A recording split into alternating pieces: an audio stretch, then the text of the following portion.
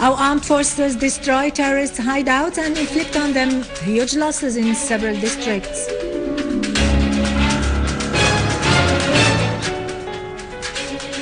Russia and Iran affirm that the continued support by the West and some Arab and regional states for the armed groups in Syria delays a peaceful solution for the crisis.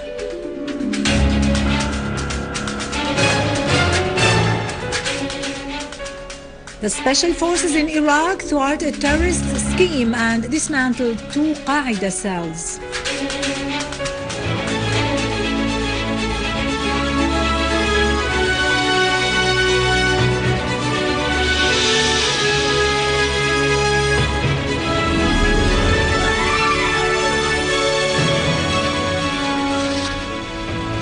Good afternoon, this is Yarado Krikorian with the news in English. We have received initial information about a terrorist explosion at Aleppo University, resulting in several victims. Here are some highlights.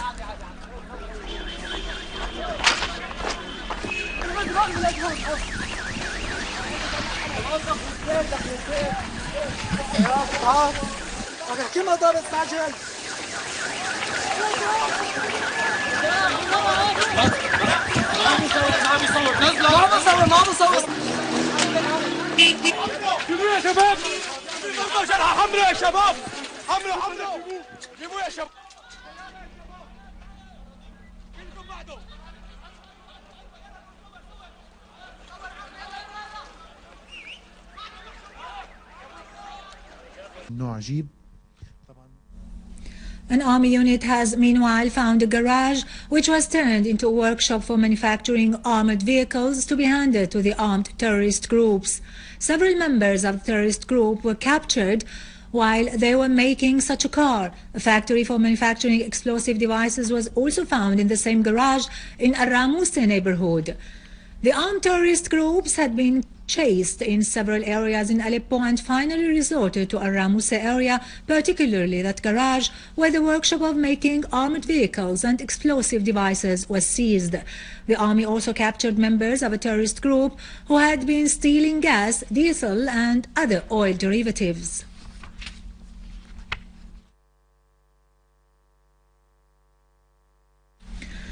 The authorities have intercepted an armed terrorist group who infiltrated into Sadd al-Rum province in Zahr al-Jabal in al-Suwayda, killing and wounding its members.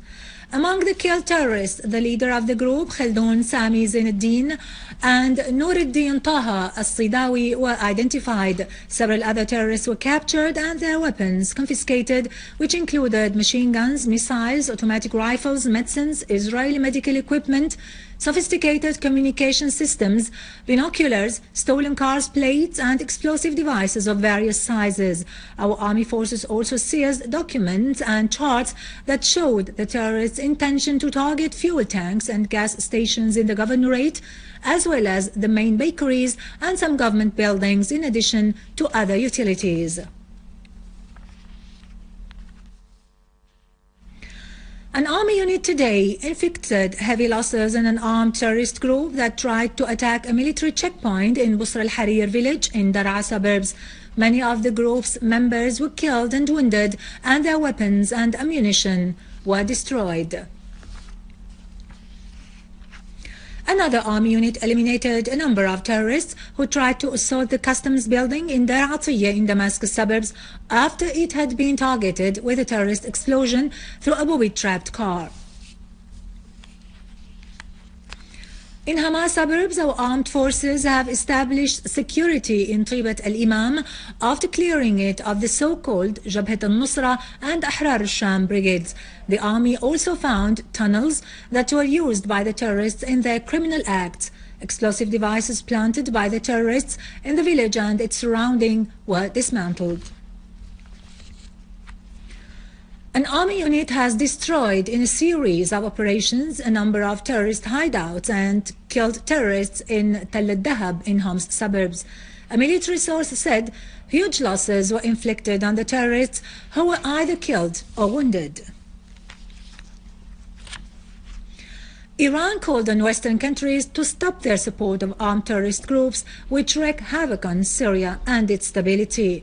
Iranian Foreign Ministry spokesman Ramin Mahmoudparast, at a press conference in Tehran today, stressed that fulfilling the demands of any people has to be achieved through democracy and dialogue. He added that Prime Minister Dr. Wael al-Halaqi's visit to Iran comes in the framework of developing bilateral relations between the two countries, emphasizing that it is an important visit for the two countries as there are several fields of economic and trade cooperation.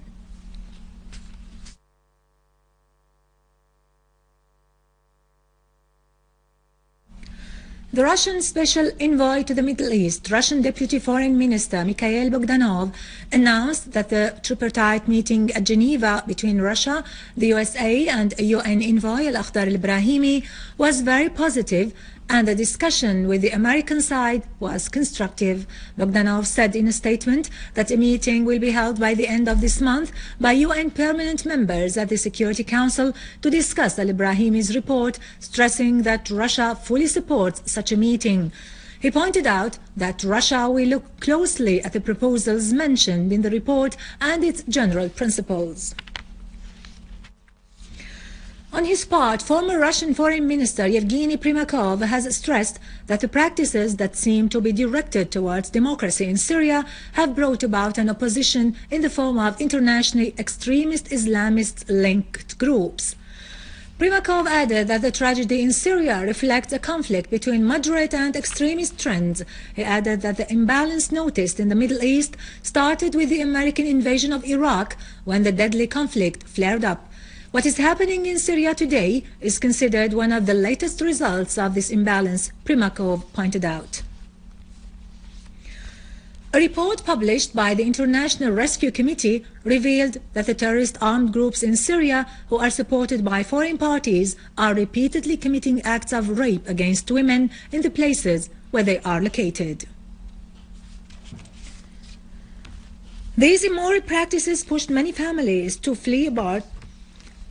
The US-based committee revealed in 3 reports conducted in Lebanon, Jordan and Syria that rape constituted a major factor that caused many Syrian women to escape into neighboring countries.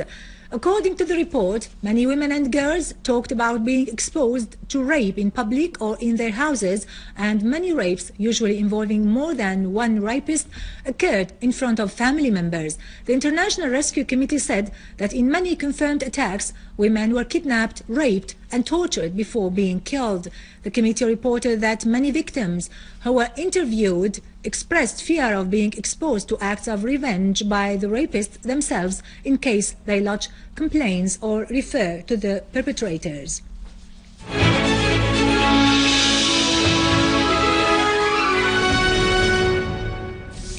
Iraqi security forces foiled a terrorist plot to blow up 12 car bombs in central and southern Iraq.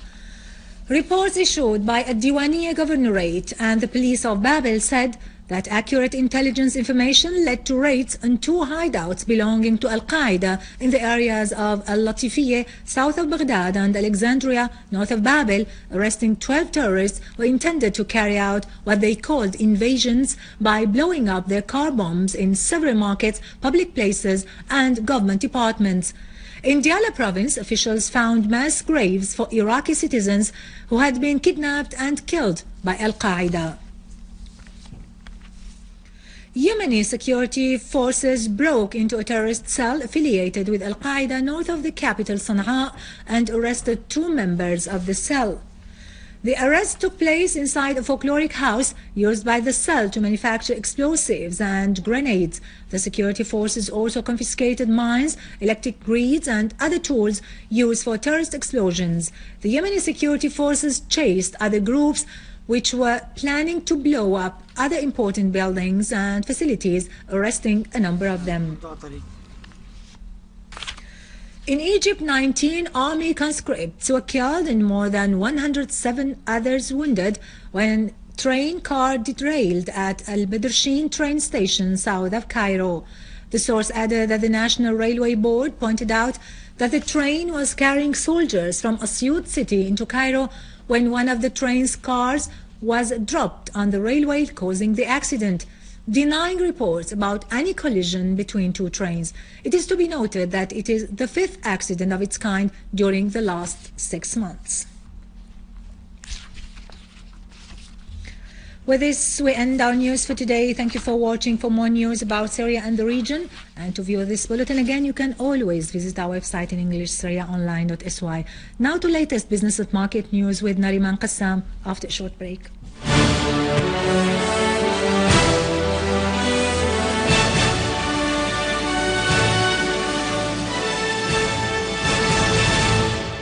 Ladies and gentlemen, good afternoon. The branch manager of the Agricultural Cooperative Bank in Hama Governorate asserted that the branch started paying the subsidies to the maize farmers, which approached 1,600,000 Syrian pounds. The branch manager, Iyad al-Razouk, said that the total number of the beneficiaries reached 252. He also pointed out that the branch paid 990 Syrian pounds per dönum of maize cultivated land. Al-Razouk highlighted that the support given by the Agriculture Fund in Hama was according to the areas and coasts. Brent crude is now stable above $111 a barrel after it was high during the previous session. The prices were affected as a deal regarding the U.S. debt ceiling was not reached and the increase of the U.S. oil stockpile forecasts.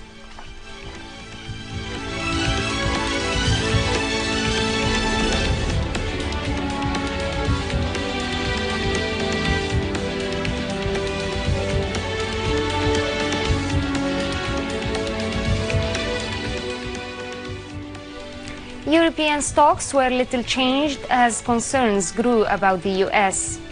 Tokyo's shares were the highlight of the session, with the Nikkei index climbing as much as 1.4% to its highest level since late April 2010, as the yen remained on a weakening track.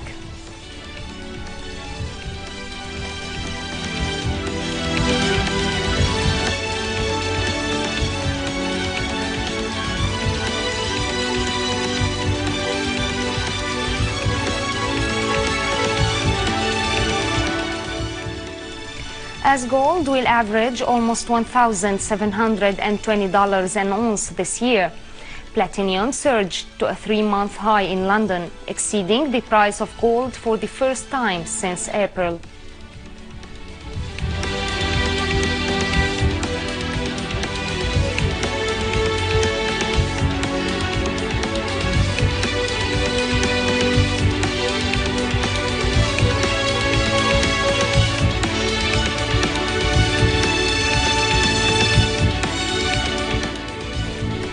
The yen was falling on a weakening track, helping to improve earnings prospects of exporters.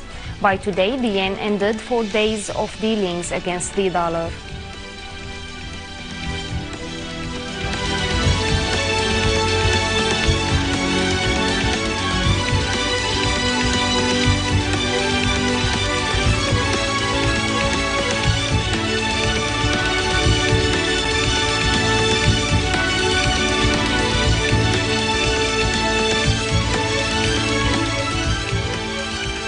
Ladies and gentlemen, this was our economic news for today. Thank you for watching. Goodbye.